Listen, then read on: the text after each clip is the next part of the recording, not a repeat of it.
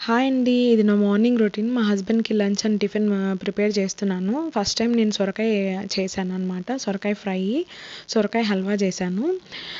చాలా బా వచ్చింది. అసలు మా హస్బెండ్ సొరకాయ తినరు. కానీ తిన్నారనమాట. బావుందని చెప్పారు. ఫస్ట్ టైం గదా! మా ఆయన మీద ప్రయోగం ఎలా వస్తుందో ఏమో అనుకున్నాను. కానీ చాలా బా వచ్చింది. చాలా టేస్టీగా ఉంది. ఇది ఓన్లీ రైస్‌లోకే కాకుండా చపాతీస్‌కి వాటికి కూడా రోటీస్‌కి కూడా చాలా బావుంటుంది. ఒకసారి ట్రై చేయండి. చాలా ఈజీగా చేసేసుకోవచ్చు. అలాగే ఇంకా టిఫిన్‌కొచ్చేసి రాగి దోసలు పోసాను. మా వాడు రాగి మాల్ట్ తాగేవాడు. ఇప్పుడు తాగట్లేదు. సో, ఇలా అయినా తింటాడు గదా అని జెప్పేసి హెల్తీ బ్రేక్‌ఫాస్ట్ ఉన్నట్టుంటుంది. ఎప్పుడు రొటీన్ దోసల్లాగా కాకుండా అనేసి అది చేశాను. ఇంకా కొంచెం ఉంటే నాకు హల్వా తినాలనిపిచ్చింది.